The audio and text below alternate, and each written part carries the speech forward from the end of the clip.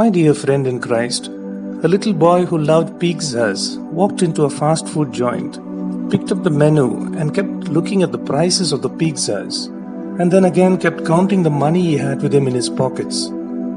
The staffer came over to him to take his order, and the boy asked, "Sir, how much does half a pizza cost?" Looking at the boy in poor clothing, the staffer angrily said, "Look, my boy, a full pizza will cost you 300 rupees and we don't sell half pizzas here. If you want, you can pick up a small sandwich with the money you got." "And sir, how much is a sandwich?" the poor boy gently asked, counting all the coins he had in his pockets. And the staffer said, "A small sandwich will cost you 50 rupees. The boy then ordered his sandwich. Poor and hungry as he was, he ate it quickly and then placed all the coins on the table and left.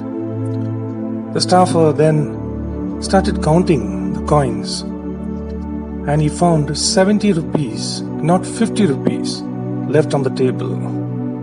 That little boy, that poor boy, had left 20 rupees as tips for the staffer.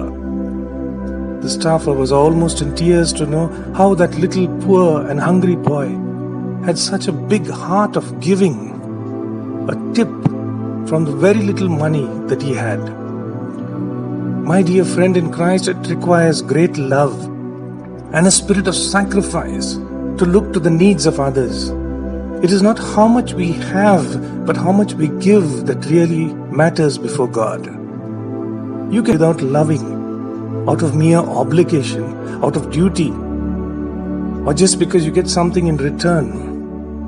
But you cannot love without giving. Yes, you can give without loving out of mere obligation or duty or expecting something in return, but you cannot love without giving. When one of the scribes asked Jesus which is the first commandment of all, in the Gospel of Mark chapter 12 verse 28 to 34, Jesus promptly replied, "Love the Lord your God with all your heart, with all your soul, and with all your mind, and with all your strength." But Jesus also cautioned that true worship and love of God is complete only when we look lovingly to the needs of others.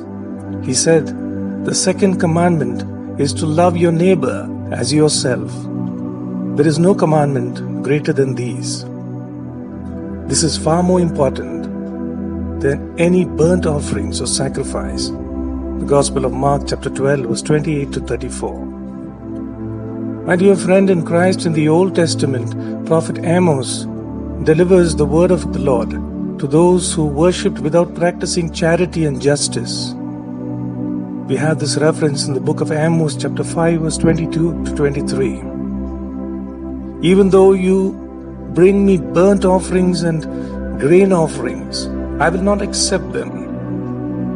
Though you bring choice fellowship offerings, I will have no regard for them. Away with your noisy hymns of praise, I will not listen to the music of your harps." There is a touching incident in the life of Mother Teresa that may help us understand the meaning of love of neighbor. A man came up desperately to Mother Teresa, informing her of a family of 8 children who had not had a meal for many days. Mother Teresa immediately packed food and took it to the family. But Mother Teresa was shocked and surprised and stirred with compassion to see that poor lady serving portions of food to her children and then quickly packing up a portion of food and taking it out of her house. When the lady returned, Mother Teresa asked her where she had gone, and the lady told Mother Teresa, "A family in the neighborhood too has been without food, so I just went to share this portion of food that you brought with you." My dear friend in Christ, as you count the blessings God has given you in your life, think of those whom you can share it with.